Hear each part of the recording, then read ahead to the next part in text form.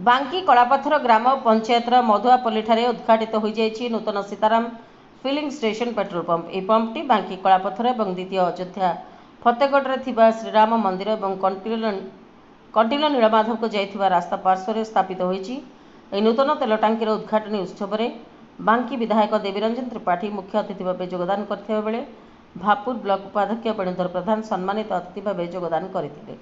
एवं कलापथर सरपंच प्रतिनिधि प्रफुल्ल स्वाई, समिति सभ्यांक प्रतिनिधि अक्रूर राणा, बांकी ब्लॉक विजु जनता दल सभापति अनंत दास, शिक्षाविद धर्मधर जुझार सिंह एवं बहु समाजसेवी शिक्षाविद एवं बहु राजनेता उद्घाटन में जोग देथिले। सीताराम फिलिंग स्टेशन आज जो उद्घाटन अवसर में हार्दिक अभिनंदन जनवा सहित जो बांकी रही कलापथर एवं कंटिलो नीलमाधव जो मुख्य रास्ता रही जो गमनागमन रास्ता रही यात्री मैंने जो भाव असुविधार सम्मुखीन होते दीर्घ 5 किलोमीटर पर्यंत कौन पेट्रोल पंप नाला यात्री मानक सुविधा सुजोग जोगे देवाई आज सीताराम फिलिंग स्टेशन जो कलापथर आज उद्घाटन होती निश्चित भाव साधारण खाउटी हिताधिकारी जो मैंने यातायात कर रास्तार यात्री समस्त को बहु मात्रा सहायक हम एवं मु जगन्नाथ निकट में माँ चर्चिका निकट प्रार्थना करी ये अनुष्ठान केमती उन्नति हो समृद्धि हो एवं माँ लक्ष्मी तांको उपरे वैभव और ऐश्वर्य कृपा करंतु करुणा करंतु एतिकी मोर तांको निकट प्रार्थना। मु Guruprasad Indian oil sales officer Khordha जिलार आई पंपटा भी मो एरिया अंडर जाऊँगी। ए पंपटा में आज इनॉग्रेशन करूछु। बहुत दिन धरी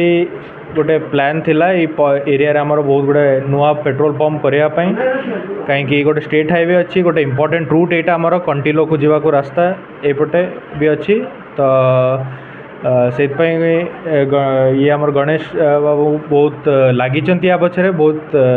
प्रोएक्टिवली काम करचंती तो जहाँ फल आपण 3 मंथ्स भितर गोटे पंप को माने सी स्टार्ट करि पारचंती तो पंपटा होती बेसिकली आमर लोकल पब्लिक कलापथर जिते भी लोक अच्छा गोटे पंप तो ऑलरेडी आमर थिला बट यहाँ आमर कनेक्टिविटी जेहेतु डिस्टेंस गोटे आसला आम भाविलु आ गोटे नुआ पंप ये करने तो वी आर होपफुल कि भल सेल हम ये पंप रे आ बहुत एक्सपेक्टेशन अच्छी तो आपण मैंने डेफिनेटली आसिकी फ्यूल करेंगे आज टू स्टार्ट है तो ऑल द बेस्ट आम जनइबू। इंडियन ऑयल आगे इंडियन ऑयल आखिर इंडियन ऑयल थिला इंडियन एचपी पेट्रोल पंप आगे और इंडियन ऑयल ई टैंकी रे कोन लोक मोडी अधिक सुविधा सुযোগ दिया जाय देखो एबे पंप जेहेतु आज नुआ आम स्टार्ट करचु तो फैसिलिटी वाइज आम फोकस करूँ जमती एडिशनल फैसिलिटीज किसी दवापाई एबे तो करेंटली आमर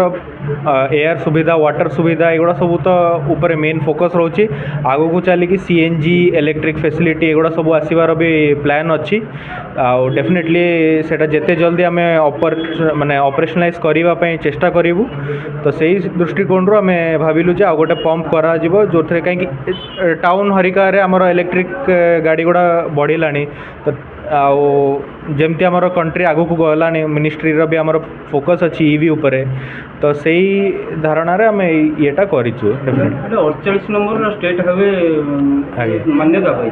कि जोटा कि 24 आवर पेट्रोल पंप नथिबार बहुत लोक यात्री हैरान होचंदी आगे सेटा कि डेवलप हो पारिबो। डेफिनेटली आम जस्ट आज तो स्टार्ट करछु आम एनश्योर करूँ जे जेते जल्दी हो आम 24 आवर्स ये करने ये करूँ 24 आवर्स चलेबू आम देख कस्टमर सर्विस है आमर सब इम्पोर्टेंट जिनस सब प्रायर जिनस तो आम जिते जल्दी 24 आवर्स हम आम से जल्दी 24 आवर्स या करके ये करूँ operationalise. Sitaram filling station Kalapathar निकटस्थ राम मंदिर पाखे NH 48 लोक मान सुविधा और सुजोग जोगे देवे ये मुख्यतः लोक मान व्यवहार ये लोक बहुत भल व्यवहार दिज्व और क्वांटिटी और क्वालिटी की मेंटेन करा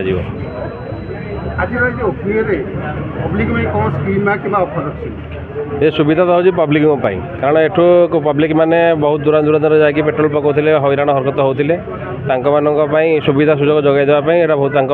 पाखरे घर पाखरे करा लोक मैंने बहुत उपकृत थे। कटक जिला बांकी Shivprasad Sahu report prime TV Odisha.